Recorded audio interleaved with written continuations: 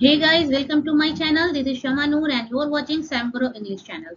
आज के इस वीडियो में जानेंगे प्रेपोजिशन के बारे में, क्योंकि प्रेपोजिशन को जानना बेहद जरूरी है। किसी भी सेंटेंस को बनाने के लिए प्रेपोजिशन की जरूरत होती है। अगर प्रेपोजिशन की अच्छी जानकारी हो तो हम सेंटेंस को बहुत ही आसानी से बना सकते हैं। तो आइए देखते हैं। सबसे पहले हमारा प्रेपोजिशन है इन, जिसकी हिंदी होती है में। आइए उसके सेंटेंस को देखते हैं। The ball kept in the box, यानी इन का मतलब तब में का होगा जब कोई चीज किसी चीज के अंदर होगी। जैसे the ball kept in the box, यानी जो बॉल है वो जो है बॉक्स के अंदर है, यानी ये जो बॉल है वो इस बॉक्स के अंदर है। ओके, नेक्स्ट देखिए हमारा सेंटेंस।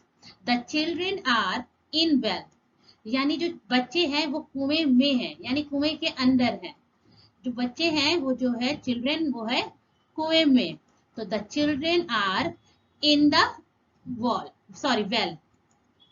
नेक्स्ट देखिए, the pencil in the box.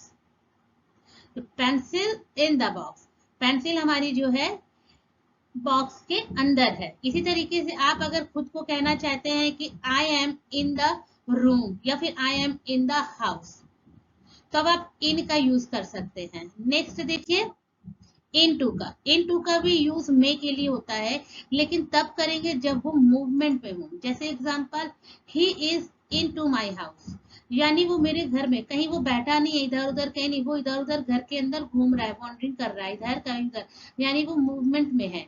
He is into my house. या आप खुद को भी अगर घर में हो पर आप बैठे नहीं हो इधर उधर, कहीं आप एक साइड नहीं हो, आप इधर उधर मूवमेंट कर रहे हो, तब उस कंडीशन में आप बोल सकते हो कि I am into my house. Next देखिए, the children are into well. देखिए पहले आपने देखा था, इससे पहले का सेंटेंस इन में देखा था कि इन वेल।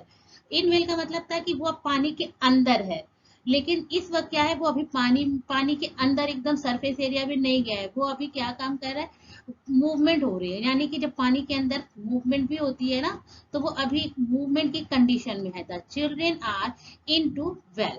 नेक्स्ट देखिए, the coin into water tank, यानी वाटर टैंक में क्वाइन है। तो यहाँ पर भी ये जो क्वाइन है वो अभी मूवमेंट में है, वाटर टैंक के अंदर अभी नहीं गया, वो मूवमेंट की कंडीशन में है। तो उस कंडीशन में आप बोलेंगे the coin into water tank. Next देखिए, विद इन। विद इन की भी हिंदी जो है में होती है, लेकिन कब हम इसकी कहते हैं, जब किसी चीज की टाइम ड्यूरेशन दी गई हो। जैसे किसी टाइम के अंदर कोई काम करने के लिए कहा जाए, I will purchase new mobile with in 3 days, यानी मैं न्यू मोबाइल खरीदूंगा 3 दिन में। यहाँ पर आप टाइम का ड्यूरेशन दे रहे हैं कि आपका यहाँ टाइम ड्यूरेशन है, तब आप विद इन का यूज कर सकते हैं। नेक्स्ट देखिए, you have to complete this work within 7 days, तुम्हें इस काम को करना है 7 days में। समझ में आया? विद इन हम कब करेंगे, जब किसी टाइम ड्यूरेशन के साथ दी गई हो, तब देखिए 7 days। तो यहाँ पर ये जो काम हो रहा है वो किसी टाइम ड्यूरेशन के अकॉर्डिंग हो रहा है। I want to new dress within 2 days, मुझे 2 दिन में ड्रेस चाहिए। दो बोलते हैं ना आप लोग, मुझे 2 दिन में ड्रेस चाहिए, मुझे 2 दिन के अंदर ये काम करना है, तब आप विद इन का यूज कर सकते हैं। नेक्स्ट देखिए, ऑन। ऑन की मीनिंग क्या होती है, पर, लेकिन कब, जब कोई चीज वो सरफेस एरिया पर हो। जैसे एग्जांपल देखिए, the monkey sat on the tree, जो मंकी है वो ट्री पर बैठा हुआ है, यानी वो सरफेस एरिया पर वो बैठा हुआ है। नेक्स्ट देखिए, my laptop kept on the table, जो मेरा लैपटॉप है वो टेबल पर है। नेक्स्ट देखिए, I am sleeping on the bed, मैं सो रही हूँ बेड पर, यानी बेड क्या है हमारा, एक सरफेस एरिया है। इसी तरीके से आप कहीं भी I am sitting on the chair, कुछ भी आप बोल सकते हैं, लेकिन वहां पर वो एक सरफेस एरिया हो। नेक्स्ट देखिए, एट। एट की भी मीनिंग पर होती, पर यहाँ पर कोई एक सरफेस एरिया नहीं है। जैसे ही स्टैंड एट द डोर, यहाँ पर कोई एक सरफेस एरिया नहीं है कोई जगह, लेकिन वो दरवाजे पर खड़ा है। नेक्स्ट देखिए, my car at the house. अब ऐसा तो नहीं ना घर पर, हमारा घर किसी सरफेस एरिया पर है, बस घर पर हमारी कार है। तो यहाँ पर जो है, जो एट है पर की मीनिंग होगी, पर कोई एक फ्लैट सरफेस एरिया नहीं है यहाँ पर। नेक्स्ट देखिए ऑन टू। ऑन टू की मीनिंग भी पर होती है, लेकिन कब यूज करते हैं, जैसे इनटू देखा था वो नीचे के साइड मूवमेंट हो रही है, जो इनटू है वो नीचे के साइड मूवमेंट हो रही है, लेकिन ऑन टू हमारा जो है वो ऊपर की साइड की तरफ मूवमेंट होगी। ऑन हमारा, ऑन में आपने देखा कि वो एक सरफेस एरिया पर बैठा हुआ था, सरफेस एरिया पर था। तो ऑन टू हमारा जो है एक सरफेस एरिया नहीं है, यहाँ पर ये मूवमेंट हो रही है। जैसे I am climbing onto the tree. Next देखिए the monkey climbing onto the tree. तो यहाँ पर मंकी अभी ट्री पर बैठा नहीं है, वो चढ़ रहा है, यानी कि अभी उसके अंदर मूवमेंट हो रही है। और तभी आपने देखा था कि the monkey sitting on the tree. तो आप, ये आपका क्या है sentence, the monkey climbing on the tree. Next देखिए अपॉन। अपॉन की भी मीनिंग पर होती है, जैसे आपने ऑन की तरह अपॉन का भी यूज कर सकते हैं। He climb upon to buildings roof. Next देखिए she was seated upon the throne. जैसे वो सिंहासन पर बैठी थी। तो ये हमारा क्या है, अपॉन भी हम पर की तरह यूज करेंगे। नेक्स्ट देखिए फ्रॉम। फ्रॉम की मीनिंग होती है से। जैसे he is coming from Delhi, वो दिल्ली से आ रहा है। फ्रॉम मतलब से, वो दिल्ली से आ रहा है। नेक्स्ट देखिए she is going from here. From here वो यहां से जा रही है, she is going from here. Next देखिए माई इंस्टीट्यूट इज ओपन फ्रॉम।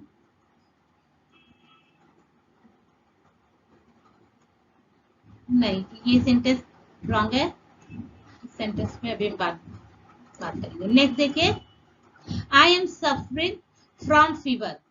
मैं बुखार से हूँ। जब अपने आप किसी चीज की बीमारी का भी यूज कर बताते हैं कि मैं किसी चीज से हूँ, तब आप फ्रॉम का भी यूज कर सकते हैं। I am suffering from fever, he I am suffering from cough, I am suffering from cold. तो आप फ्रॉम का यूज कर सकते हैं। नेक्स्ट देखिए बाय।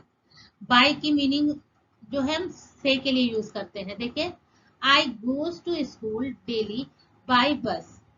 मैं स्कूल डेली जाती हूँ, किससे जाती हूँ, बाय बस। जैसे आप द्वारा, किसी चीज के द्वारा जा रहे हैं। नेक्स्ट देखिए you will go to market by cycle.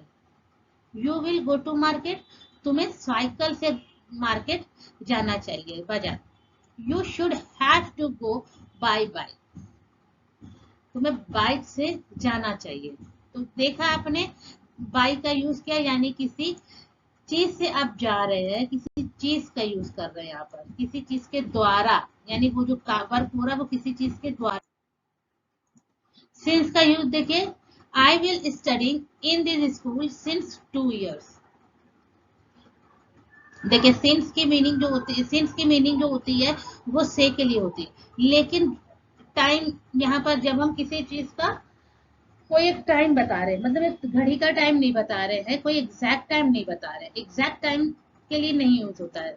यहाँ पर एक ड्यूरेशन है, एक टाइम है। जैसे I will study in this school since 2 years। मैं इस स्कूल में पढ़ रही हूँ, वो सिंस 2 years। नेक्स्ट देखिए he is stay there since 3 days। तो यहाँ पर क्या है, वो रुका वो वहां रुका हुआ है 3 दिन से। तो यहाँ क्या है, जो ये 3 days है, यहाँ पर कोई एग्जैक्ट टाइम नहीं है, तो आप से का यूज करेंगे सिंस लगाकर। अब इट्स रेनिंग सिंस 2 days, यानी जो बारिश हो रही है वो 2 दिन से बारिश हो रही है। देखिए फॉर की मीनिंग के लिए भी हम यूज कर सकते हैं और से का भी यूज, लेकिन कब हम के लिए यूज करेंगे और कब से के लिए, देखिए। तो अभी यहाँ पर क्या है, I go to Delhi for 2 days।